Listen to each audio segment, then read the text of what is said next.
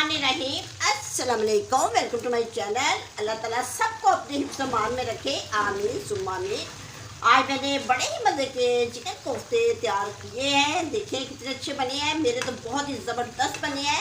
आज मैंने अपनी फैमिली वालों की दावत करनी है, तो इसलिए मैंने ये चिकन कोफ्ते तैयार किए हैं। मेरे पास एक आसान तरीका है चिकन कोफ्ते तैयार करने का, जो मैं झटपट तैयार कर लेती हूँ। मैंने बहुत ज़्यादा बनाए हैं, जो कि मैंने आसानी के साथ जल्दी ही तैयार कर लिए हैं। मैं बाज़ार के कोफ्ते बिल्कुल ही पसंद करती हूँ। मैं घर में ही चिकन कोफ्ते तैयार करती हूँ, और बाज़ार के कोफ्तों में मसाले अच्छे तरीके से नहीं डाले होते, तो सादा सिंपल ही बनाए होते हैं, जायका बिल्कुल नहीं होता। आप मेरे तरीके से जब बनाएंगे तो आपको चिकन कोफ्ते का बहुत ही मज़ा आएगा।